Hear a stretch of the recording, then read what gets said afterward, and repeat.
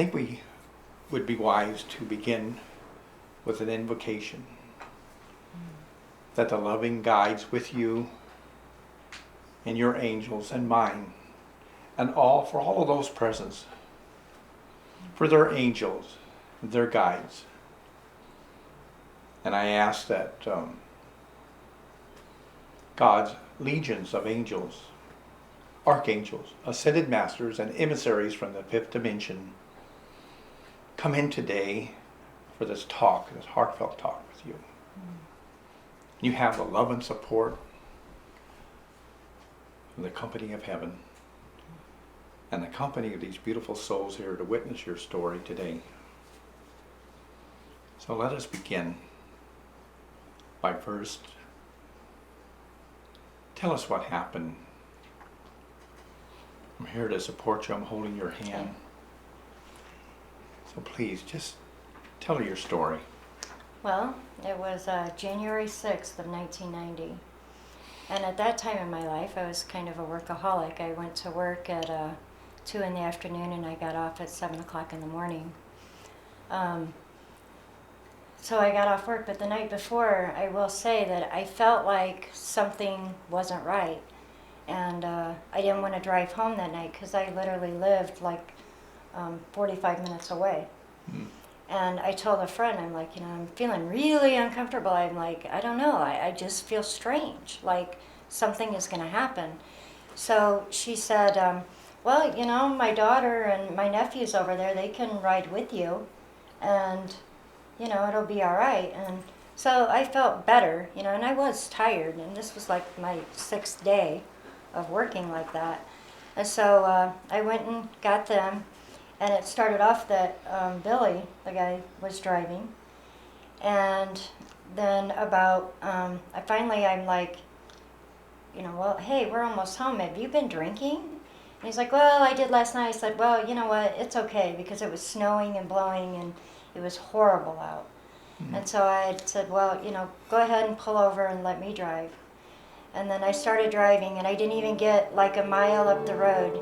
And it was snowing and blowing everywhere, and then all of a sudden this truck came out the other side, and it was just like right there.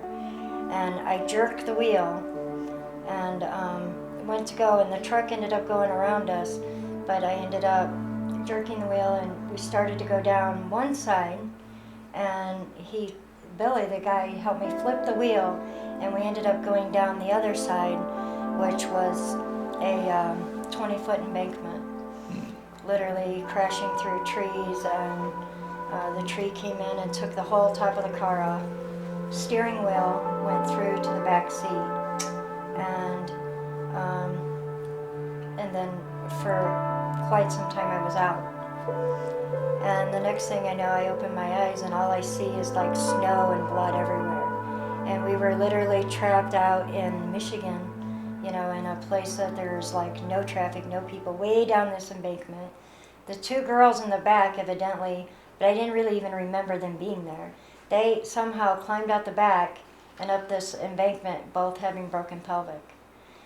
And then I remember sitting in the car, and Billy was talking to me. He's like, it's gonna be okay, just stay awake. And next thing you know, I went, snow and blood was just everywhere. And I went forward, and when I did that, it took the whole part of my face. He told me later that when he sent me back and he looked at me, he said my face wasn't even there.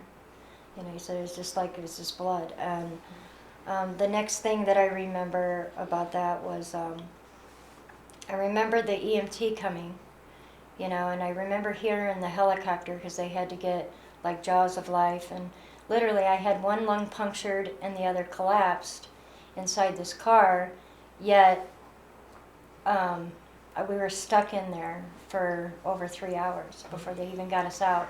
By the time they got up to get help, called for help, the ambulance, and then the jaws of life and the helicopter arrived, and that in its own, they don't know how, other than the cold temperatures. And I remember it was like freeze, and he just kept saying, stay awake, and then when I remember a cop coming, and he kept trying to talk to me, and I was weaving in and out of consciousness then. And then I remember being put up into the helicopter, and that's where all of a sudden I looked, and Billy was screaming, "Oh my God, don't let her die," and the machine was flatlining. It was just, nah. And there I am. I'm looking, and I knew what was going on, yet I didn't realize yet that that was me. I see. I seen him crying, and please save her, and the machine is going, I watched him put the paddles on over and over again. And next thing I know, it was just like boom. I don't remember anything after that, as far as, what's going on in the physical. Right. But I remember sitting next to him and watching him work on me, but I didn't realize it was me. All I knew is like, man, I can't breathe. And then I went through an immense amount of fear at first.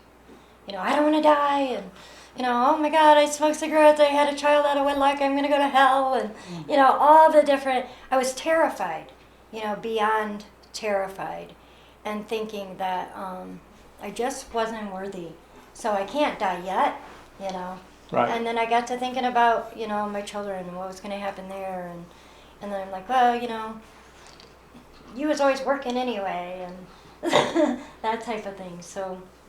You were hovering above your body, and you heard everything that was being said and being done to your body, right? Yes. And that transpired throughout the whole coma.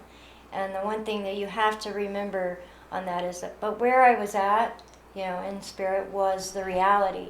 And everybody that I seen and was watching, is like I only dreamed of them. They were the dream. The physical reality as we know it was the dream. And and so it was kind of switched, roles. Yet when, my daughter's dad was out fishing, and he wasn't even nowhere near the hospital, but I seen him. I see. I seen him fishing and talking, and I seen many different people. I seen many people praying for me, yet they weren't right with me. Right. So it's like you're in multiple places, but you're dreaming of them in all them spots. Yet they were all actually doing these things, and I found that out later too. And in my room, it's like, then I kind of seen me laying there, but again, it was probably quite a while before I even knew that was me.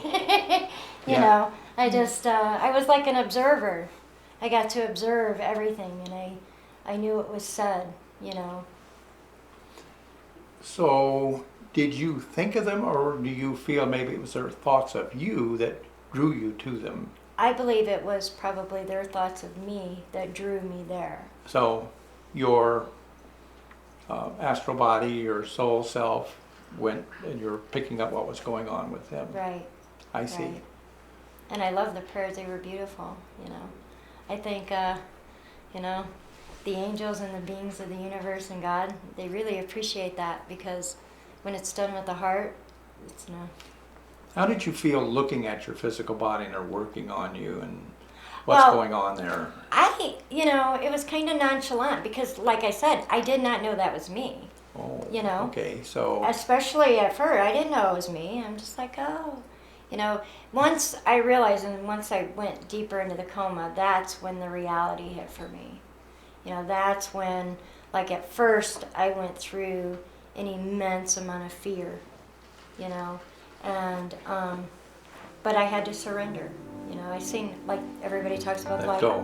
Yeah, I had the light around my shoulder, but for me, there was like an invisible ladder, and I had to climb and climb and climb to come out. And it was like, it was such a struggle. I seen all my life pass before me, but it was slow. And the things that maybe that I had felt guilty about, or that I didn't, the good, the bad, everything, I seen it, but it was just small segments of it, and I seen it, you know, and be it good, bad, or indifferent, I had to really surrender. And that was the big thing, and that's what the ladder and all the struggle, and now I look at it as our life, and how we do that. We just climb, and we struggle, and we think of this idea or that idea, and we get so lost. Yet, when I let go, finally, I just got tired, and I let go, and I said, okay, God, because I heard literally him say, you know, it's not about religion, it's about love. And when I let go, and I totally surrendered, I was in that love. The beauty,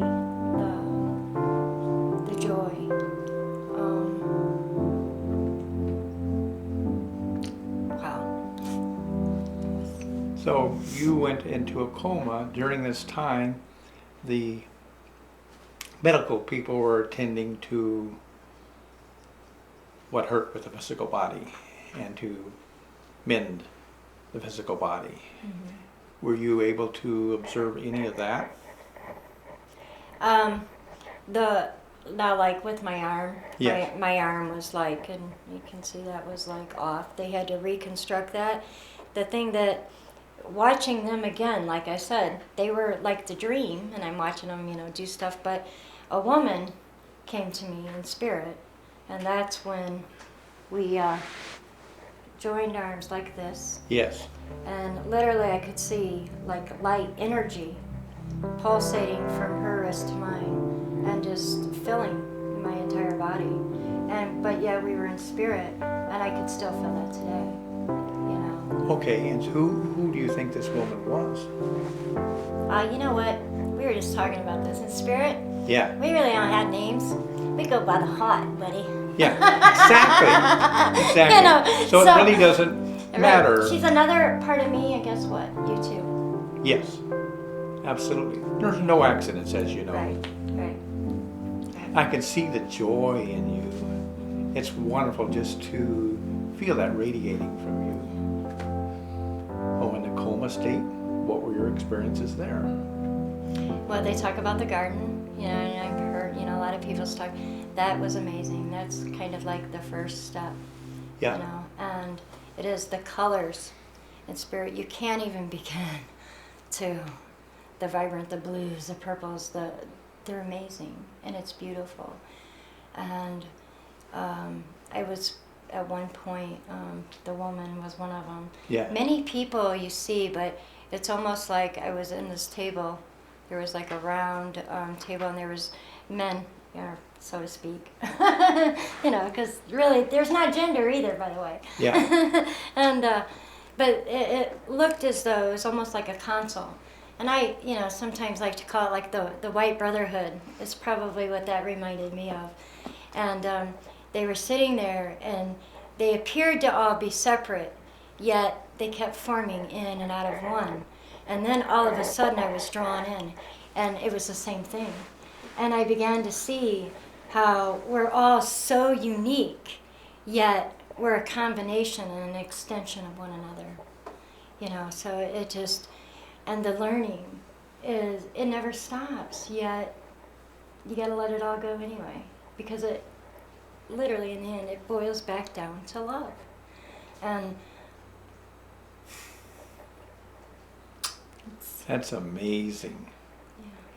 The other thing that occurred when I first met you, you revealed to me that your spiritual side, your psychic side, and your intuitive abilities really ramped up.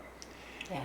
Yeah, because we were at that meeting in Mesa for the IONS, and people don't know that's an International Association of Near-Death Studies is what that is. So I went there, and there you were. I thought, oh, I need to talk to her, So we were chatting for a bit to discuss doing what we're doing today, the video. Right.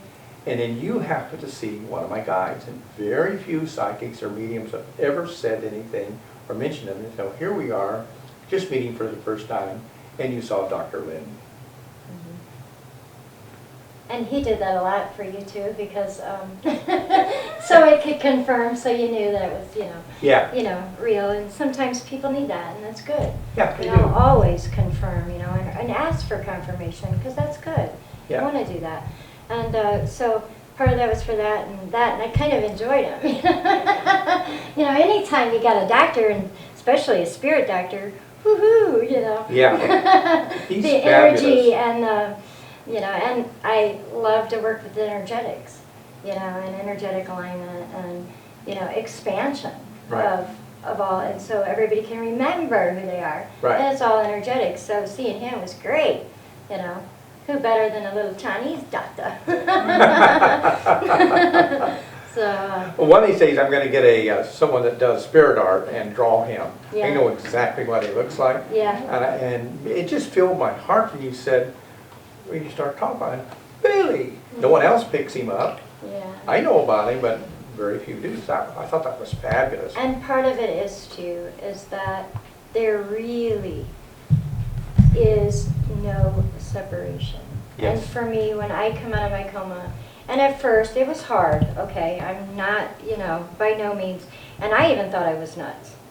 Because I'm seeing everything, physical and spirit, and you literally had to go through the planes of existence that they call it, but Yes. really it's, to make it simple, it's levels of energy. Right. And the best thing to do is just keep going. Don't Yeah. stop. Yeah. Say, okay, more and more and more, and just be. But yeah, so like I was seeing people that just passed, or that wasn't passed, or angels coming in, or and they all looked the same to me, and they would literally talk like we're talking now. Right. And I did have to get to a point and say, okay, enough. People really, it was rough. So now occasionally, if somebody, can deal with that, then you'll let them know. Yeah. Or if you're guided to, and that's what I do. Yeah. So, So after that experience, and then you're back to a full conscious state in the physical reality, and your body's still on the mend, yes? yes. And so that took a little while. How long did that take? It was about a year. I mean, when I woke, you got to figure, I had 29 broken bones. This whole side of my face was gone. They had to reconstruct this arm from here to here, my neck, back, and hips. And I will tell you that they told my mom, they're like, she's not going to survive, you need to unplug life support. I literally went brain dead. And they're like, most people, if they come back, she'll be a vegetable. And my mom said no.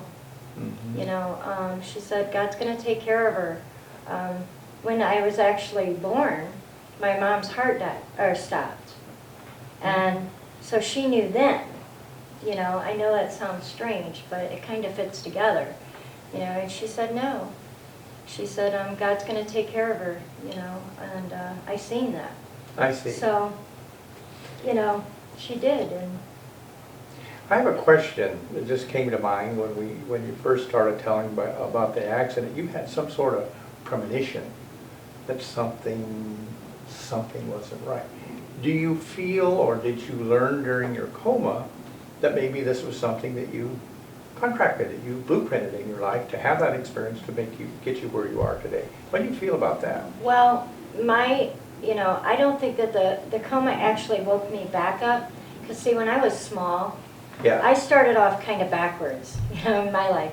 I was always into spirit as a child. Yeah. I was taught a lot of the Native American traditions and then the strict Pentecostal traditions. Oh yeah. So here I am, I'm getting the Holy Ghost and baptized here, and I'm going into sweat lodges, and I'm learning herbal medicine over here. So it really was. I was always pulled, in both directions. And I make jokes of it, but it taught me how to have a love and appreciation for all people and all things.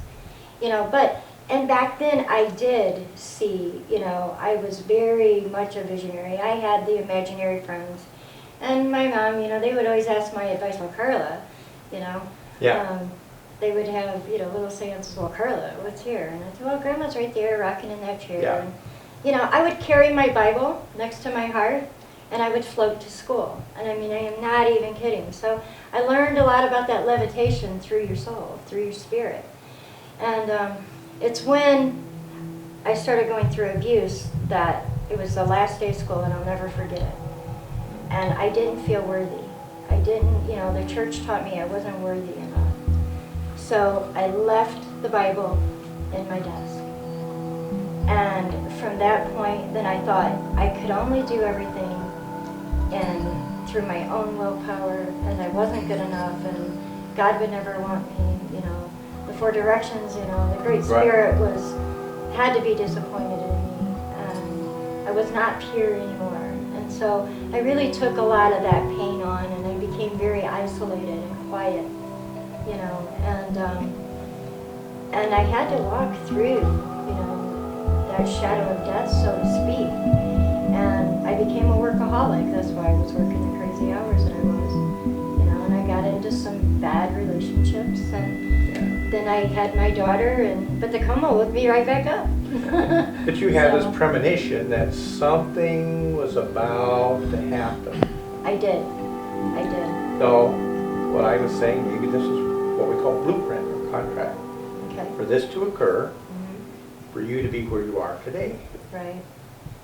Myself, I'm thankful for the teachers that I had in my Right. early years, for the abusive father that beat me a lot. I learned a lot, didn't I? Yeah. And you and I also discussed about someone in my past, Right. and you picked up on her, Right. and then that was fabulous. And then I talked with that person this week, and we Right. formally and finally dissipated all those energies and freed me up. Right. That was my contract also. Right. Now here you are today. You're connecting with a lot more people. Your intuitive abilities have gone through the roof.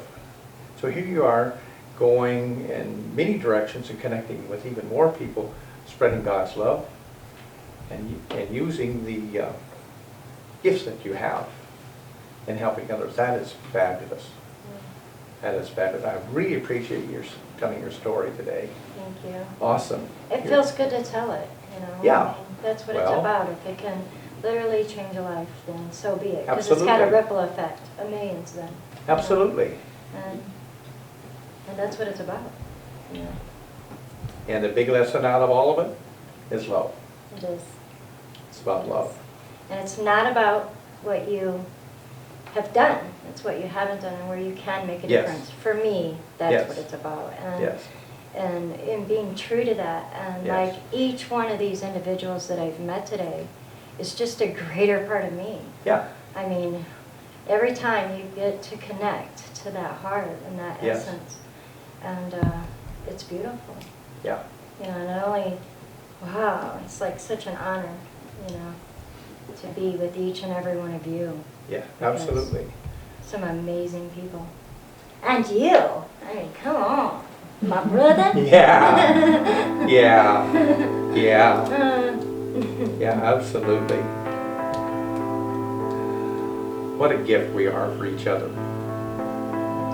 I think now would be a good time for all these that came here today to witness her story. Maybe you can kind of come up and gather around so that we can have you in the film also, those that choose to.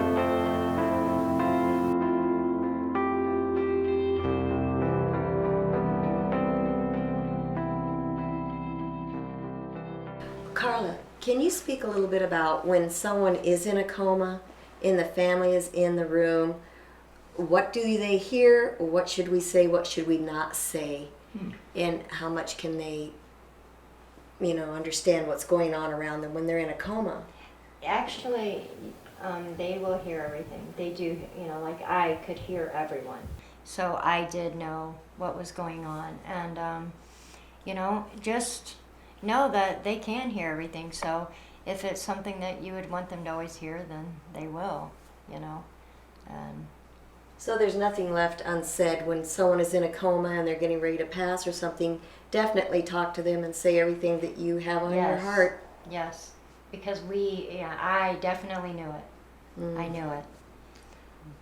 So Karla, you mentioned that you could see things that were happening in different parts of the city or maybe the country. Yes. So it really wouldn't have mattered if somebody spoke about taking you off life support or whatever, Right. no matter where they were, right? Right. Even if they weren't in the same Right. room. Right.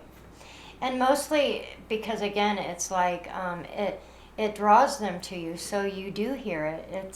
It's kind of cool in a way, but it's like a dream, when you're in a dream and you're seeing different phases, and then all of a sudden it's all kind of together.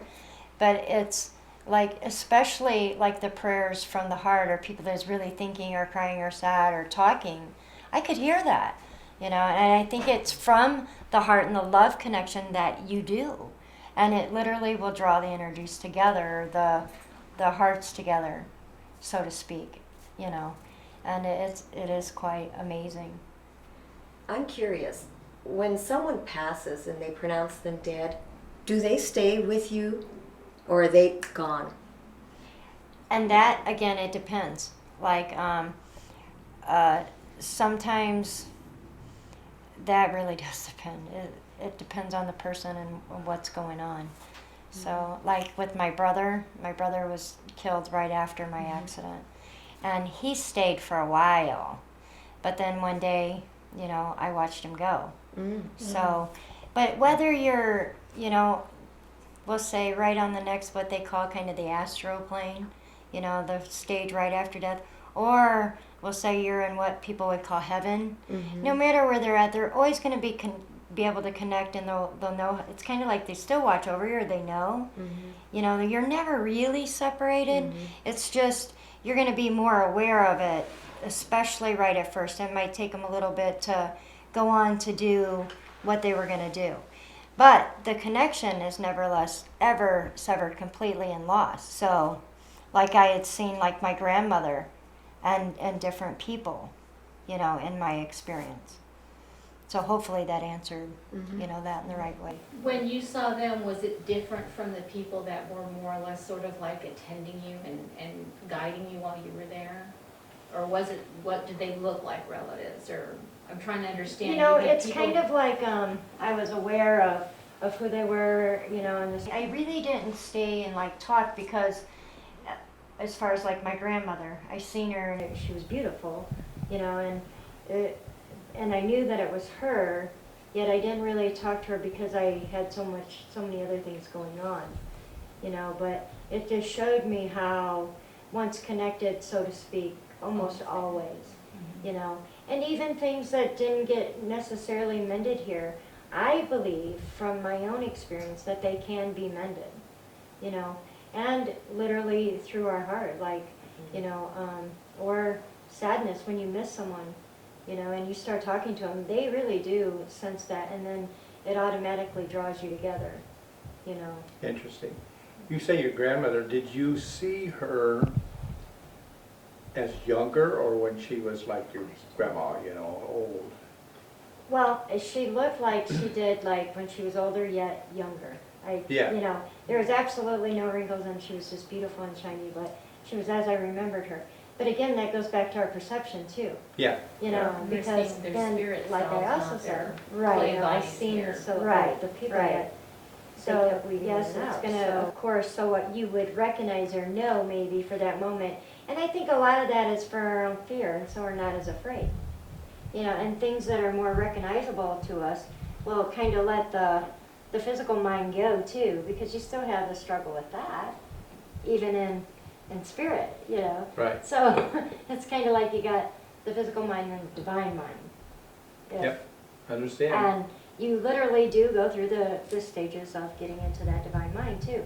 Just like the physical heart that has conditions, expectations, you know, and all that, and to the divine heart that has none and just forgives, loves, and sees the essence of that. So I have a question about your deciding to come back.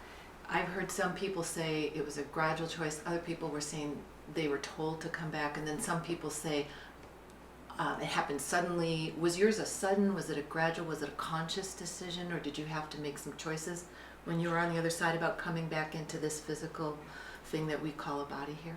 once I didn't care, then it was my choice. Once you didn't care, then Yeah, you had a choice. yeah. If I wanted to, like, they wouldn't have let me immediately. You know, I had to go through all my stuff, and I had to surrender. And then there's a lot of beautiful things too. I needed to experience the love too, and a lot of the many things that I seen, and I was very grateful for, and it made everything make a lot more sense to me.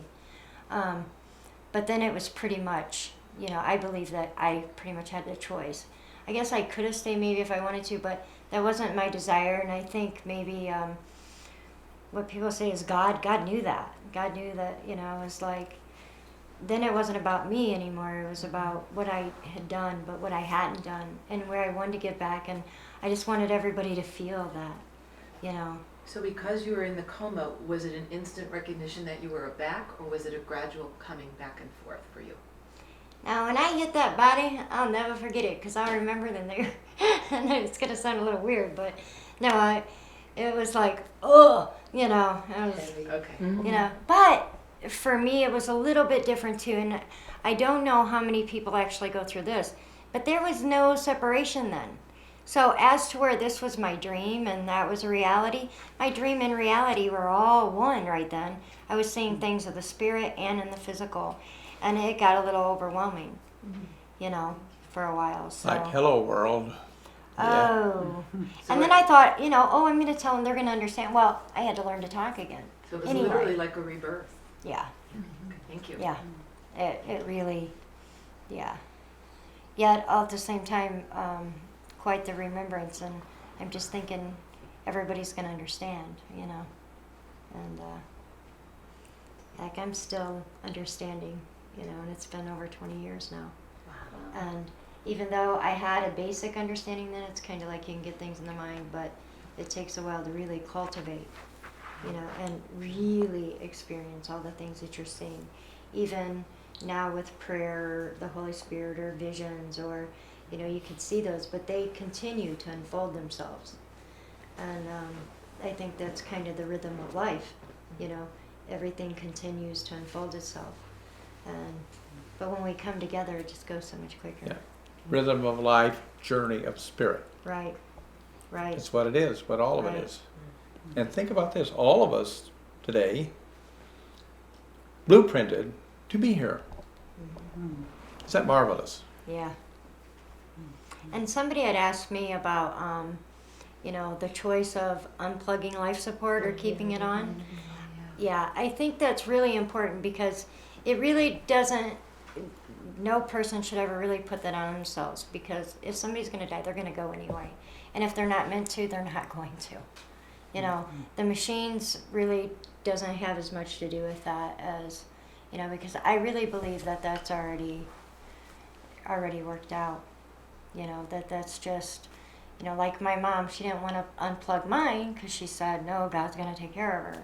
And they told her that I would be a vegetable, you know, yet I climb mountains. But that's just the way things was ordained to be for me, you know. So, and if somebody is suffering and really went through a lot, or, you know, like terminal illnesses and things like that, it's better to allow, because it really is amazing. And you really do pick up kind of where you left off. So, you know, I don't think that you should ever, or anyone should ever, beat themselves up over that. So Karla, what do you think your life would be if you hadn't come back and you'd be on the other side? What would it be like to have that existence? I know you said you could interact with people here. I would if you still wanted do to. exactly what I'm doing right now, because it's in my heart and soul to connect with as many hearts and souls as I can. So people would hear you telepathically, most likely. Yeah. They probably think they're imagining things, but Yeah. but they're You not. know, and I'm such a jokester, you know, I might like blow a spit bubble. You know, could you imagine a spirit spit Yeah. bubble? Yeah. No. What was that? Yeah. But I don't think I would change. You know, I'd have the butterfly coming in backwards and kind of poking them, you know. Yeah. But Well, it's like you mentioned about my Chinese doctor. yeah, You made a statement that I was his guide. right. Yes. And so now, Mr. Take good care of me. Yes. He's my guide now. Yes. And sometimes I believe that happens. And the reason that I had seen that with him is because that happened for me with my native grandmother. And so literally, and I didn't know that till just not too long ago, and she looked and she said, well, when I was out there and was the medicine woman, and you were my guide, you know. And I'm like, oh, okay. You know, so, but that came up again, and she's telling me, and so I'm telling him, well, you used to be his guide. And we do continue on, and I believe, you know, we continue to work and help one another. And I would definitely do the same thing, because that's in my heart and soul to do. And there's so many souls that are just, we only become magnificent together.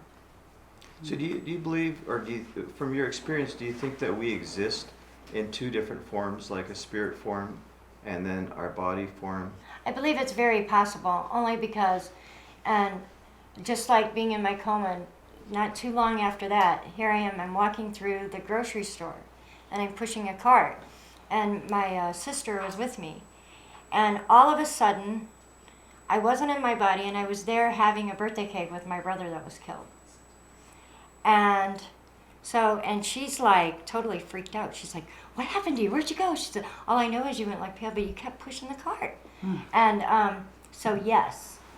And, you know, maybe, you know, a lot of people talk about astral projection, and maybe part of that's a part of that. I'm not really sure, but, and I do kind of think, you know, of the possibilities, because just as we are each other an extension of ourselves, it maybe, you know, we have many aspects of self too, you know, I don't know.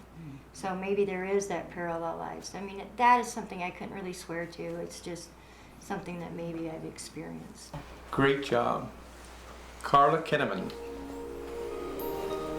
We are so blessed. And I am blessed too. Thank you. All You of bet. you.